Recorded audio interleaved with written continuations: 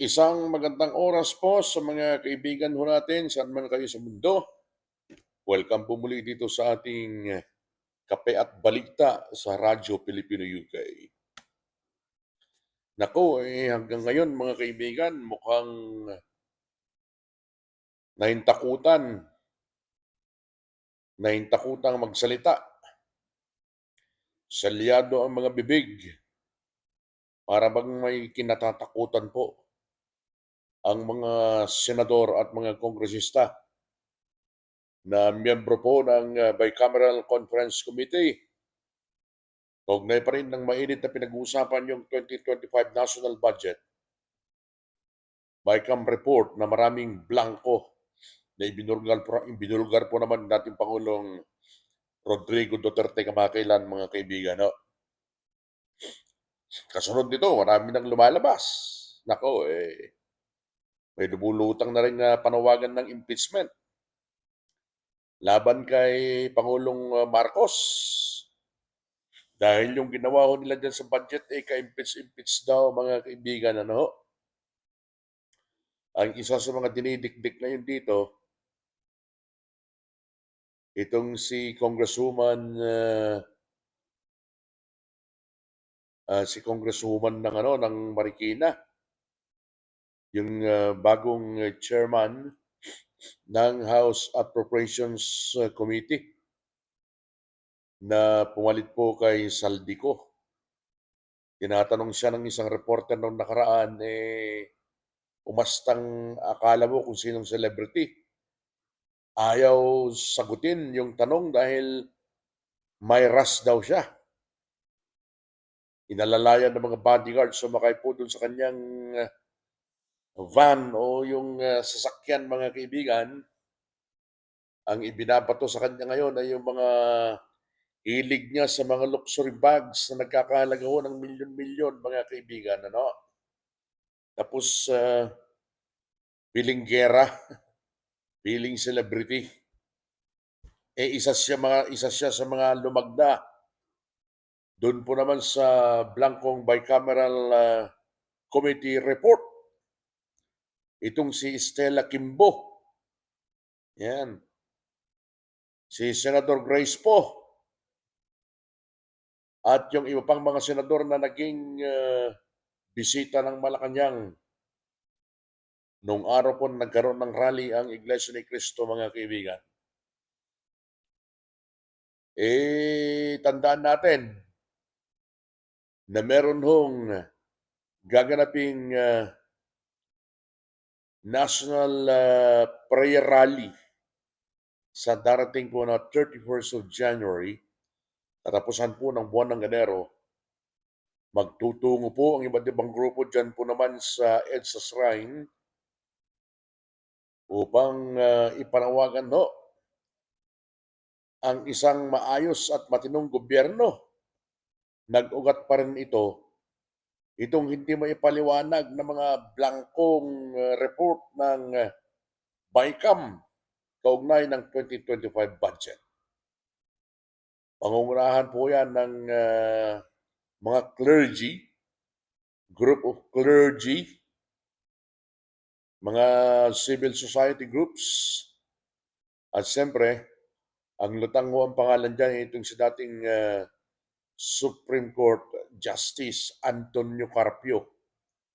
Hindi natin malaman pa kung ano yung mga mangyayari dyan dahil lumulutang mga kaibigan, may mga lumulutang ho ngayon na issue na kailangang ma-impeach ang Pangulong Marcos dahil mas ka-impeach daw po yung ginawa niya. Pero nililinaw naman itong si Boy Salag. Kilala niyo siguro si Boy Salang sa Malacanang, yung kanyang executive secretary. Si dating Justice Lucas Bersamin ng Supreme Court. Siya na ho yung tagasalag ng mga issue dyan sa Malacanang. Kapag ayaw nang sumagot ni BBM, siya na yung tagasalag mga kaibigan. Kaya ho, tinatawag natin siyang Boy Salag. Ayan pilit po niyang nililinaw niya sa taong bayan na oh, wala daw silang kinalaman. Wala silang kinalaman diyan po naman sa blank items na yan. Sinabi nitong si Executive Bersamin o ES Bersamin na huwag isisi sa Malacanang ang mga blankong line items sa BICAM report ng 2025 General Appropriations Act o yung tinatawag po na GAA o GAA. Ang problema ho dito, Mr. Executive Secretary, pinirmahan nga ho yung finished product na. Yun yung nilagdaan na BBM. Pero yung pinanggalingan po ng final version ho na yan, yung nilagdaang GAA nung naging batas na, ayun yung mga blankong ano eh. Yun yung mga blankong dokumento mula sa BICAM report. Yun ho ang pinanggalingan yan eh. Parang nilinis na lang dito sa nilagdaan ni BBM. Eh anong nangyari dun sa ano eh? Ito ang tanong ko eh. Di ba nirevisa niya no? Nirevisa ko noon ni BBM ito nung bagong taon. At may mga kasama pa siyang nagrevisa nito eh. Sina Secretary Recto at yung mga economic managers ng kanyang administrasyon. Eh ano nangyari dun sa pagrevisa? Oh, anong nangyari dun sa pagrevisa na sinasabi? Hindi nasilip itong blanco. Pilit na umiiwas ng executive secretary. Pilit niyang iniiwas sa anumang pananagutan. Pilit niyang inililigtas sa anumang pananagutan. Itong si BBM, huwag daw isisi sa Malacanang ang mga blankong line item sa BICAM report. Ay, sus!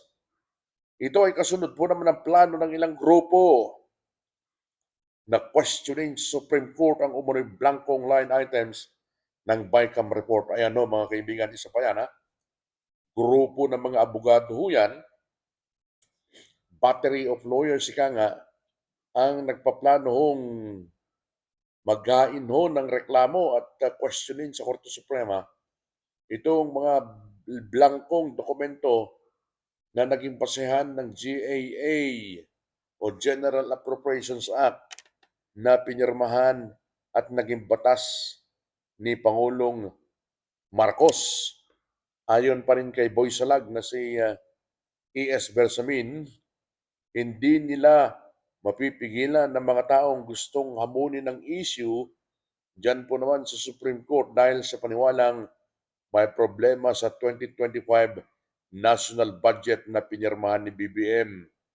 Binigyan din pa rin ni Boy Salag ni ES Bersamin na walang kinalaman ng Malacanang sa BICAM report dahil hindi naman ito ang pinirmahan ng Pangulo, kundi ang mismong kopya ng GAA. Napakasimple naman ho yan. Oo nga po eh.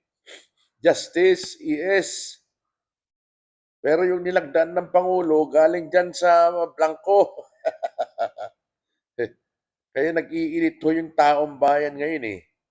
Dahil nga po, sa bakit doon sa mga lumagdang senador, tameme. Their lips are sealed. Ika nga. Ay sus. Ayaw nilang ibigay ang kanilang bersyon dito sa issue na to.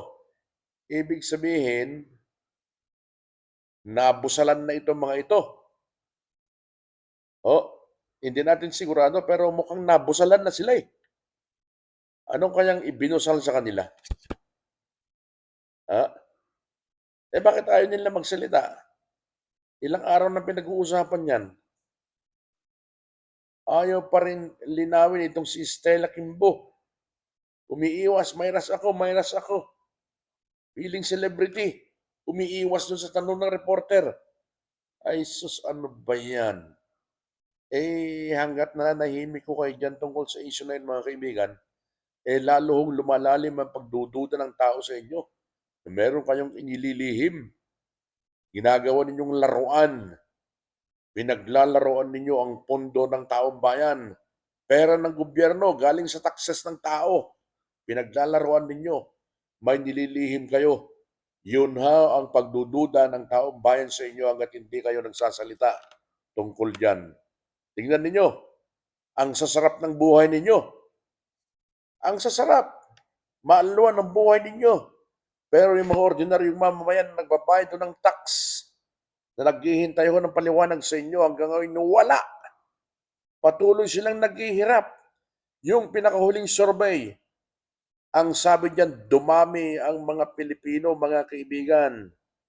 Dumami ang mga Pilipino na ang feeling nila ay gutom sila at feeling mahirap sila dito sa pinakahuling quarter ng 2024. Tignan ninyo, kayong mga politiko na pilit nagtatago ng paglalaro ninyo dyan sa pera ng taong bayan, parang wala kayong konsensya pag ganyan kayo eh. Ang daming naghihirap na Pinoy tapos pinaglalaroan ninyo ang pondo ng bayan. Ay, sus naman kayo. Kaya sa susunod mga kaibigan na eleksyon, tignan ninyo, piliin ninyo ang mga karapat-dapat na politiko. Hindi yung ganyan na pinagtataguan kayo ng totoong estado ng pondo ng bayan. Kaya sa mga kaibigan natin na hindi pa nakakapag-subscribe sa ating channel, mag-subscribe naman kayo kahit isa lang. Salamat po mga kaibigan. Ingat tayong lahat. Bye for now.